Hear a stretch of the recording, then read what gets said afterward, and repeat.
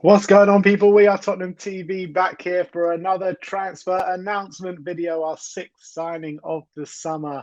A right wing back has finally come in, and that never-ending saga of Djed Spence is over now. He's in a Spurs shirt, and it's great to see. £12.5 million signing from Middlesbrough, which could eventually rise to around 20 million, which is a lot of money in add-ons, to be fair. But we'll get into how we announced it on Twitter in a second. But what are your initial reactions to the signing?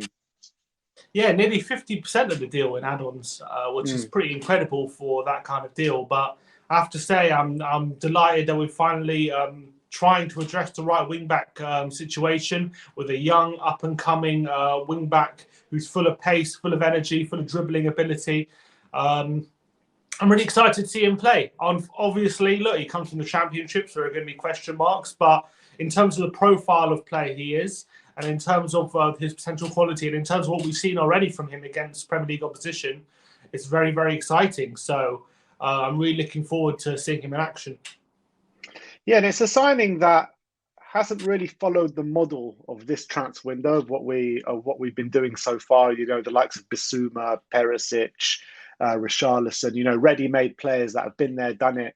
You know, have performed at the highest level. Spence more follows the kind of Pochettino kind of signings. When we signed the likes of, I know Poch wasn't the manager when we signed these players, but the likes of Danny Rose, Carl Walker, Dele Alli, you know, people like that, where, you know, we're buying them from the lower leagues and we're getting them to make an impact in the Premier League. And how confident are you that Spence can make the required impact this season? Look, it's impossible to say. I don't think he's going to come in his first choice. I think he's going to have to earn his spot. I think Emerson and Doherty are both playing quite well at the moment. So I think for the time being, they're obviously the more experienced players, especially in Conte's system. So I think they'll probably have the shirt, and it's up to Spence to earn his place. But look, I'm sure he's going to get starts in games in the Premier League and in the cups and stuff. I mean, it remains to be seen whether he'll get starts straight away in the Champions League, but definitely in the Premier League and in the cups, he'll get some starts. And if he impresses, then for sure he's going to become our number one choice. And I think for sure he has the highest ceiling and ability and potential ability out of all our wing backs. So if he starts to impress early, then he can definitely make an impact this season. I think I'm starting to think now we are going to keep all three wing backs, just judging by who I'm seeing us letting go right now. I think that judging based on that, I think all three wing backs are going to stay. It's going to be an interesting battle to see who can earn starts in that position based on that. But look, I am confident he can make an impact. Is he going to be, you know, amazing straight away? I'm not gonna lump that on him. I'm not gonna put that pressure on him. I think it's just about him growing into the role, being a bit patient, and once he gets in full flight and fully acclimatized to the system, I'm sure he's going to be a star for us. Yeah, I completely agree. I think that we're going to have a bit of patience, but I am fully expecting him to have an impact this season, and I think that at some point in this season he will announce himself as our number one right wing back. You say that you know, you're expecting us to keep Emerson and Doherty. With Conte's comments on Lucas Moura in the week after starting him at right wing back, where do you see him fitting in? Do you think he's just going to be a, you know, cover at right wing back as well? Yeah, I mean, it's a potential option. I mean, he's done it with Kulusevski as well. He's played in there a few times and mentioned that Kulusevski can play there. So it's not nothing new, him playing wing as a wing back. And maybe it's an option for Lucas as well if we really need it. And you got to remember, we have 5 subs next season. So I'm fully expecting, especially the wing backs, I wouldn't be surprised if both are changed in every game in terms of mid game substitutions, just to add energy in that position. Because one of the biggest issues with Conte's system is when the wing backs start to lose energy, then all of a sudden you lose that width and you lose the ability to get forward in those wide areas. And we're much easier to get pinned back in those positions when the wing backs lose energy. So if we're swapping both in every game and we're keeping up that intensity, then that could be invaluable to how Conte wants to play. So for sure, if Lucas could be an option, especially if we're chasing a game late on and you can bring Lucas on a wing back and then you have the front three and Lucas as well attacking you, that could be a frightening proposition. Yeah, or even a front four, with Richarlison, Sonny, Kane, Kulusevski, and Lucas. It could be very frightening. Mm. But let's go. But just actually, before we do, for all you FPL enthusiasts out there, Spence has now been added to the app, and he's costing 4.5 million, which is actually really good value, I think. And I've already put him in my team. Already, I mean, you might be jumping in that classic, but look. To be honest, if he is starting every week, he could be an amazing value. He could shoot up. I think I'm going to hold off on him just yet, just to. Well, look, we'll see in the preseason. Look, you never know. He could play against Rangers and Roma and smash it out. And if he plays really well, I do think he might have a very good chance starting the season. But I'm going to hold off just for now. But for sure, 4.5 million for a potential starting defender at Spurs, especially a wing back where they get lots of goals and assists, it could be a steal. Yeah, really could. And even the likes of Ivan Perisic, 5.5 million, I think is a fairly good price for what he can bring. Let's go and have a look at how Spurs announced the transfer. Let me just bring it up for you now. So it So, started do you hear off. that humming noise? I might close the window. Sorry about that, guys. Did you hear a humming Sorry? noise? Is it all right? Do you hear a humming noise in the background? I can hear it out of my window. A little bit, yeah. Yeah, I might shut the window. One sec.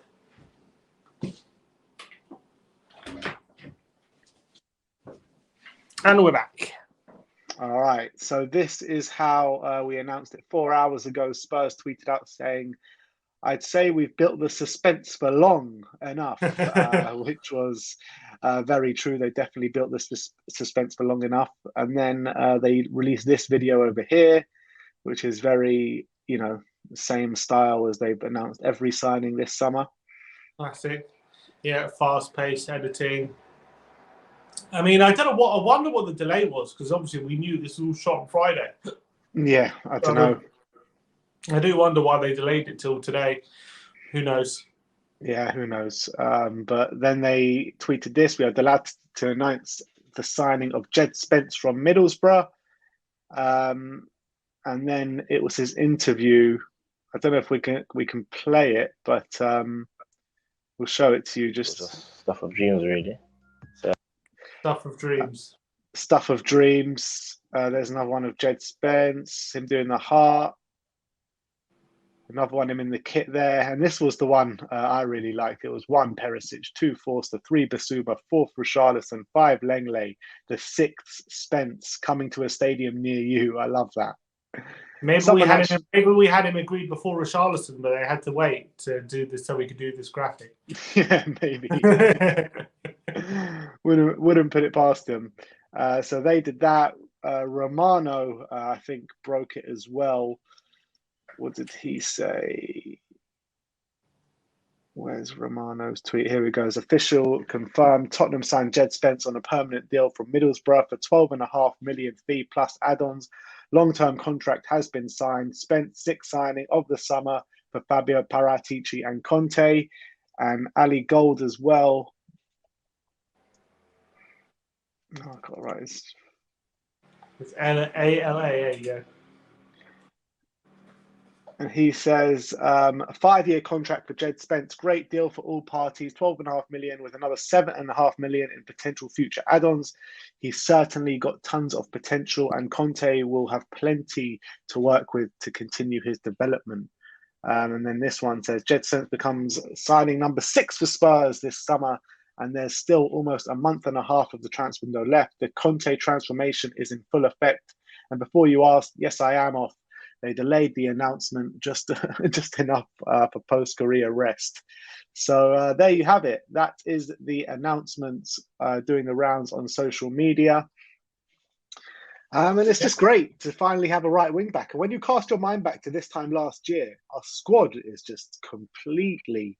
This is what you call a rebuild, isn't it? Yeah, look, the rebuild is proper, not even underway. It's like, nearly complete. Yeah, honestly, the way we've gone about our business is absolutely amazing. It leaves us time now as well. like before, it was like the whole window was like wait till late for any opportunities. That was our window, and now it's like no, we're getting our business done early, and now we can actually just wait for genuine opportunities to come up late in the window to supplement what we already have. We don't have to worry about getting the business done late in the window and scrambling around for signings that we know will improve the squad. Now it's just about like getting an attacking midfielder in and another centre back and getting good deals that we late in the window. But even if we don't get the deals that maybe we would hope for late in the window, we know we've done amazing business already. So I'm delighted with how we've gone about things. I think the board knew how serious this summer was. I think with Antonio Conte here, with Kane and Son in their prime, approaching 30, now's the time to really push the boat out and try and win something. And if it wasn't going to happen this season, then it's difficult to know when it will happen. So that's why I'm delighted with the business we've done. Look, you could argue it could have been better with left centre back. Could spend more money there and Hasn't finished yet, mate. Back as well. Huh? Hasn't finished yet. Yeah, it hasn't finished yet. But I'm just saying, at the moment, you could argue that. But I think with Basuma, Richarlison, and Perisic, those three especially are a brilliant piece of business for me.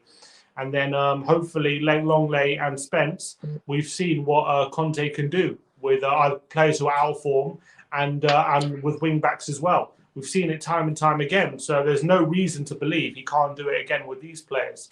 So I'm super excited for the season. I think it's shaping up really, really nicely. And I think I can't wait to see these guys all together in one team and see what they can do.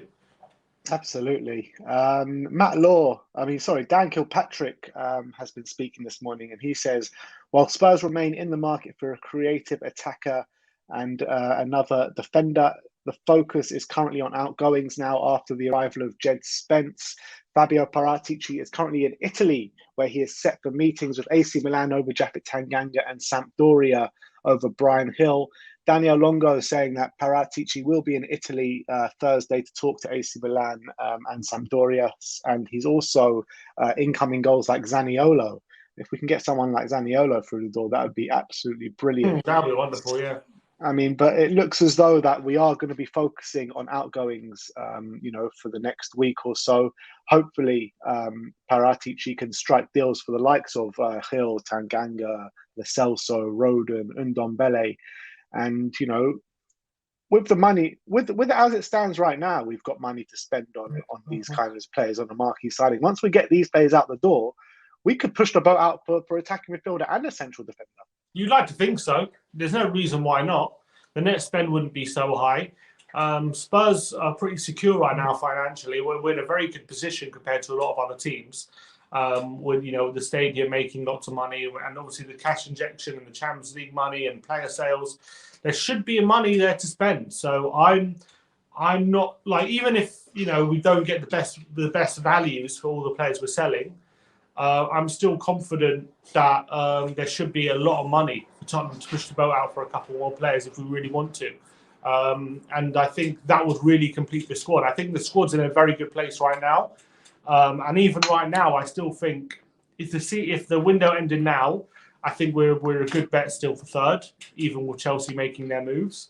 But I think with a couple more additions in key areas, then you're seriously thinking about a little higher than third, potentially next season. So the next few months could be crucial in terms of what our position could be. But for sure, there's no excuse financially in my book for not having for in terms of having lack of funds in the budget for the players we want over the next couple of months. I don't see a reason why money should be an issue, really. You should be able to drop 40, 50, 60 million on another player, I think. I mean, let's get it real. We've got a net spend of what, about 50, 60 million or something this summer? Yeah. About the money we've spent. We've spent about 95 to 100 million. And we've got in, 30 million for Bergwijn, a little bit for Jack Clark. Have we brought anything else in as of yet? Carter Vickers, 6 rising. Carter Vickers, yeah. So, we've still a way off that 150. Yeah, Reguilon could go for quite a bit as well, So, there should be more money there for us. I would think. Absolutely. Completely agree. Last but not least, we're going to talk about another update on an outgoing, and this is Damasio saying that Tanganga's agent will fly out to Italy to discuss the defender's move to AC Milan. So as the days progress, I mean, this one is just hotting up, and it's actually one that I expect to happen now. Yeah, it looks like at the moment, no smoke without fire, as they say. Reports in Italy are definitely starting to gather pace. So, it stands to reason, though, if we let go of Tanganga, the next signing, well, I guess with Spence in, the homegrown is not too much of an issue. But you could think that if we're letting go of another homegrown player, maybe we'll want to bring one in. But I think with Tanganga going, I think at the moment, even with Tanganga going, we still have 6 centre backs, don't we? So, in terms of being stopped or anything, it's not too much of an issue. I guess the only thing is you might think of homegrown, but Rodon's going to leave. You've got to assume that. Yeah, but I know. But right now we still have 6. So yeah. Of course, you want if when Rodon leaves, you'll probably look at another one. But it will be sad to see Tanganga go because I really wanted him to be a success at Spurs, but timing sometimes just goes against you and circumstance. So it looks like it's one of those situations. Yeah, look, I think that if he does well at AC Milan and there's no option or obligation to buy in there will be the option of him coming back and proving his worth once again, especially if he has like a Fikayo Tomori like season at AC Milan. I think that we'd be silly not to bring him back and try and bed him into the first team. But it just depends. It remains to be seen. Yeah, it depends who we bring in, I guess. It depends because even if he smashes it out in Serie A, we've still got Romero there. You know what I mean? And is he ever? Yeah, you have Romero, but if he smashes it out in Milan, he would probably have more confidence in himself to come and maybe fight for Romero for that spot, and maybe we can sell a Sanchez without buying someone to fill that role, and you have Tanganga and Romero to fill that right-hand side role. And everyone knows with the amount of football we're having in a season with Champions League, with all the cup competitions, there's going to be minutes there. Yeah, could be good. True. And obviously, it saves Daniel Levy and Paratici the headache of buying someone else when selling Sanchez. So I think it could be something that as well. So it fits. Yeah, exactly. So I think it's something that could really work in our favour if he does have a successful loan out there.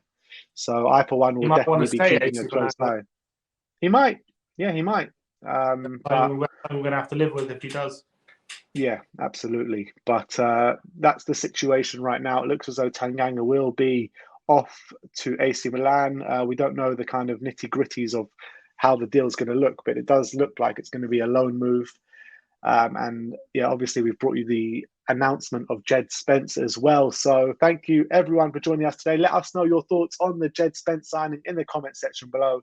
Like, subscribe and comment. And as always, come on you Spurs.